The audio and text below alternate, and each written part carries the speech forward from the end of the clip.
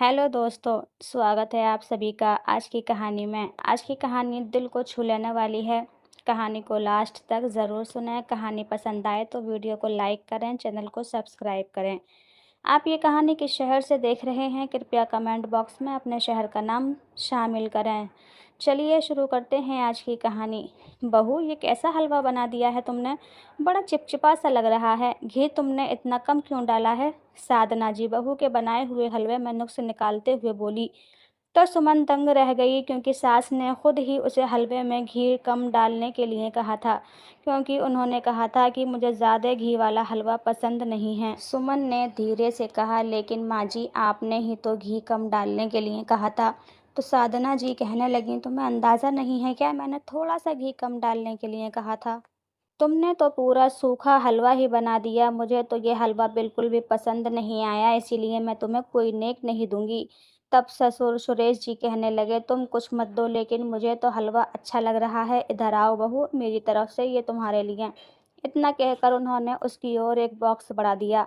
Box में चांदी की पायल थी, जिसे देखकर सुमन को थोड़ा अच्छा लगा, लेकिन सास के इस तरह के व्यवहार को देखकर उसे बड़ा अजीब लग रहा था। वह सोचने लगी कि पहले दिन ही जेठानी जी ने ठीक कहा था। उसने अपनी जेठानी की ओर देखा तो उसके चेहरे पर भी थोड़ी उदासी दिखाई दी, क्योंकि इसी प्रकार उसे भी तो उसकी सास ने तंग किया था। इसीलिए उसने पहले दिन ही सुमन को कह दिया था कि मम्मी जी का स्वभाव ज़रा कड़क है, तो तुम अपने मन को ज़रा मजबूत बनाकर रखना। सुमन तो काफ़ी घबराई हुई सी थी, क्योंकि जेठ और जेठानी तो दूसरे शहर में रहते थे, लेकिन उसे तो अपने पति के साथ इसी घर में रहना था। आज पहली रसोई की रस्म को लेकर वह कितनी उत्साहित थी, लेकिन सास ने उसके सारे उत्साह पर पानी फेर दिया था। उसकी तीन नंदें चुपचाप हलवा खा रही थीं। उन्होंने वैसे तो कुछ नहीं कहा, लेकिन दो दो चम्मच हलवा खाकर उन्होंने हलवे की कटोरी वैसी ही छोड़ दी, मानो माँ की बात से वे तीनों भी सहमत थीं। वैसे हलवा सच में घी की कमी के कारण उतना अच्छा नहीं बना था, लेकिन सास ने खुद ही उस हलवे में घी कम डालने के लिए कहा था, तो उसने सास के अनुसार ही हलवा बनाया था। अब उसका मूड उखड़ चुका था। एकांत मिलते ही उसकी जेठानी कहने लगी, अभी तो शुरुआत है, माँ जी ने तो मुझे इतना तंग किया था कि क्या बताऊँ। इनके तो अलग अलग अनोखे नियम थे। दोपहर में अपने कमरे में लेट नहीं सकती थी। इन लोगों के सामने सोफे पर बैठना मना था। मुझे ज़मीन पर बैठने के लिए कहा जाता था, तो मैं खड़े रहना ही पसंद करती थी। शुरुआत में मुझे लगता था कि सास के दिल में जगह बनाना ज़्यादा ज़रूरी है, तो उनकी हर सही गलत बात को मानती चली गई। लेकिन जब मैं प्रेग्नेंट हुई और तब भी उन्होंने मुझे आराम करने नहीं दिया, तब मुझे गुस्सा आया। मैंने अपने पति को सब बता दिया। मेरे पति ने जब अपनी माँ को समझाने की कोशिश की, तो ये कहने लगी कि बीवी के आते ही तू जोरू का गुलाम बन गया है। क्या जो उसका पक्ष लेकर बोल रहा है, तुझे इस घर में रहना है तो मेरे अनुसार ही चलना होगा। तब मेरे पति ने मजबूरन अपना ट्रांसफ़र दूसरे शहर में करवा लिया और अब हम सुकून से हैं, लेकिन देवर जी तो यहीं पर जॉब करते हैं। मुझे तुम्हारे लिए बहुत डर लग रहा है। ये सब सुनकर सुमन भी बहुत घबरा गई थी, क्योंकि पहले दिन से ही सास उससे बहुत रूखाई से बात कर रही थी। अगले दिन उसकी जेठानी अपने पति और बच्चों के साथ चली गई, तो घर थोड़ा खाली-खाली सा हो गया। उसकी तीनों नंदें तो अपने आप में ही मस्त रहती थीं।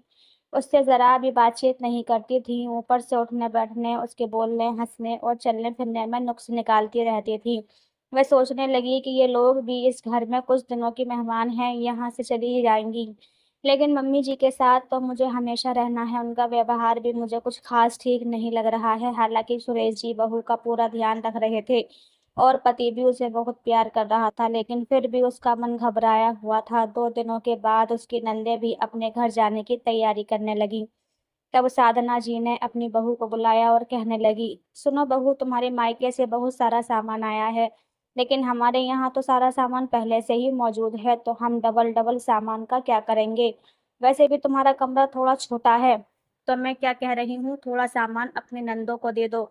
ये सुनकर सुमन हैरान रह गई। वे कहने लगी, लेकिन मम्मी जी, सारा सामान पापा ने बड़े प्यार से दिया है मुझे। साधना जी मुंह बनाते हुए कहने लगी, अरे तो प्यार से दिया है तो क्या हुआ, तुम्हारी नंदें भी तो तुम्हारी अपनी ही हैं। सामान तुम इस्तेमाल करो या तुम्हारी दीदी लोग, बात तो एक ही है, परिवार तो एक ही है ना हमारा।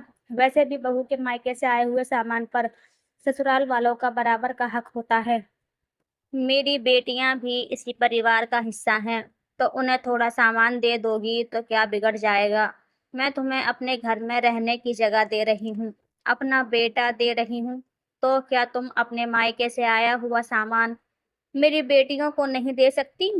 देखो, ये ड्रेसिंग टेबल और अलमारी बड़ी नंद को, टीवी और फ्रिज मंजली को, बेड और गद्दा सबसे छोटी वाली नंद को दे दो। साधना जी को लगा कि बहू नई नवेली है तो चुपचाप उनकी बात मान जाएगी, लेकिन अगले ही पल उन्हें बहुत जोर का झटका लगा, क्योंकि उनका छोटा बेटा विकास कहने लगा, माँ, मैं जानता हूँ कि मेरा कमरा थोड़ा छोटा है, उसमें तो मुझे खुद ही एडजस्ट करने में दिक्कत हो रही है थी, लेकिन फिलहाल ये सामान किसी और को देने की ज़रूरत नहीं है, क्योंकि मेरा ट्रांसफ़र होने वाला है और नई जगह पर हमें इन सारे सामानों की ज़रूरत पड़ेगी। यह सुनकर साधना जी हैरानी से बोली, ये सब कब हुआ? तूने मुझे कुछ बताया क्यों नहीं? तो विकास धीरे से बोला, सब शादी की तैयारियों में व्यस्त थे। इसी बीच मुझे भी पता चला तो मैंने सोचा कि शादी के बाद ही सबको बताऊंगा। अब ट्रांसफर के साथ मेरा प्रमोशन भी हो रहा है, तो मुझे जाना ही पड़ेगा। हम सारा सामान वहीं साथ ले जाएंगे। ये कहकर वह अपने रूम में चला गया। सुमन भी ये सब सुनकर बहुत खुश थी, वरना तो पहले दिन से ही उसका मन बड़ा घबरा रहा था कि पता नहीं सास के साथ रहते हुए उसे कैसे दिन देखने पड़ेंगे। जेठानी की बातें सुनकर उसका मन वैसे भी घबरा रहा था, और आज जब उसकी सास ने सारा सामान बांटने की बात की तो उसका कलेजा मुंह को आ गया था, क्योंकि उसके पिताजी ने बहुत चुन चुन कर पसंद करके उसे सारा सामान दिया था, और अब वही सारा सामान उसकी सास उठाकर अपनी बेटियों को देने की बात कर रही थी। लेकिन अब उसके मन को संतुष्टि थी कि सारा सामान वे अपनी गृहस्थी संवारने में इस्तेमाल करेगी, और उसके पापा का दिया हुआ सामान कहीं और नहीं जाएगा। इधर विकास भी कमरे में जाकर चुपचाप बैठ गया। घर छोड़कर जाने की इच्छा तो उसे भी नहीं थी, लेकिन बड़ी भाभी के साथ किए गए माँ के दुर्व्यवहार को याद करके उसका मन कांप उठता था। इसीलिए जब उसकी शादी की बात चल रही थी तो उसने अपने पिताजी से साफ-साफ कह दिया था कि मैं शादी नहीं करूँगा। शादी करके मैं किसी लड़की की ज़िंदगी बर्बाद नहीं कर सकता। माँ का व्यवहार तो आप जानते ही हैं। बड़ी भाभी को उन्होंने कितना सताया। तब मजबूरन बड़े भैया ने अपना ट्रांसफ़र करवाया और दूसरी जगह जाकर गृहस्थी बसाई। मैं नहीं चाहता कि घर में फिर से किसी मासूम पर अत्याचार हो।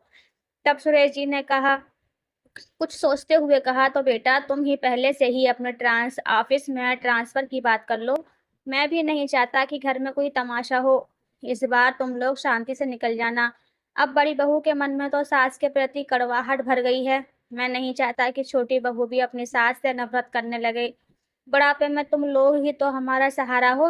जब तक हमारे हाथ पांव चल रहे हैं तब तक तुम लोग सुकून से अपनी जिंदगी जियो। आगे की बात बाद में देखेंगे। अपनी माँ के कारण तुम अकेले रह जाओगे, मैं ये भी सहन नहीं कर सकता। पिता के समझाने पर विकास ने पहले से ही अपने ऑफिस में ट्रांसफर की बात कर ली थी। वह देख रहा था कि उसकी शादी के फिर से उसकी माँ अपने पुराने रंग में वापस आ रही थी, लेकिन आज विकास ने माँ का ट्रांसफर की बात बताकर उन्हें पहली गलती करने से रोक लिया था। 8 दिनों के भीतर ही दोनों नए शहर की ओर निकल पड़े थे। इधर साधना जी को अफसोस था कि छोटी बहू तो आते ही उनके चुंगल से निकल गई। वे तो उस पर हुक्म चला ही नहीं पाई। लेकिन सुमन बहुत ज्यादा खुश थी। उसने विकास से कहा कि मुझे जेठानी जी ने सारी बातें पहले ही बता दी थी। मेरा तो पहले दिन से ही बहुत ज्यादा सरदर्द था कि माँ जी का मेरे साथ कैसा बर्ताव रहेगा। जब माँ जी ने मेरे दहेज का सामान देने की बात कही तो मेरे तो पैरों तले जमीन खिसक गई थी, क्योंकि मेरे बाबा ने बहुत ही मुश्किलों से मेरे दहेज को इकट्ठा किया था। बात दहेज की नहीं थी, बात उनके प्यार की थी, जो उन्होंने जब से मैं 10 साल की थी तब से मेरे लिए सामान खरीदना शुरू कर दिया था कि उनकी बेटी पराए घर जाकर मेरा दिया हुआ सामान इस्तेमाल करेगी तो उसे मेरा प्यार नजर आएगा। जब हम लड़कियां पराए घर में आकर अपने माँ बाप की दी हुई चीज इस्तेमाल करते हैं, अपने माँ बाप से दूर होते हैं, तो उन्हीं को देखकर हम खुश हो जाते हैं और तुमको तसल्ली कर लेते हैं। हमारे माँ बाप का प्यार है जो उन्होंने हम पर लुटाया है। कहते हुए सुमन की आंखें नम हो गई थीं। तभी विकास ने उसे अपने गले से लगा लिया और कहा, मैं जानता था मेरी माँ का बर्ताव अच्छा नहीं है। उन्होंने बड़ी भाभी के साथ भी बहुत ज्यादा अत्याचार किया था। मैं नहीं चाहता था कि मेरे साथ भी वही हो और तुम मेरी माँ से नफरत करो। इसीलिए मैंने शादी से पहले ही अपना ट्रांसफर करवा लिया था, ताकि हम दोनों अपनी जिंदगी खुशी से गुजार सकें। तो दोस्तों, अगर पति अपनी पत्नी पर होने वाले अत्याचार को रोकने की कोशिश करे तो कोई भी बहू अपने ससुराल में दुखी नहीं रहेगी। आपके क्या विचार हैं? कमेंट करके ज़रूर बताइएगा और नई कहानियों के लिए हमारे चैनल को सब्सक्राइब ज़रूर कर लीजिएगा। धन्यवाद।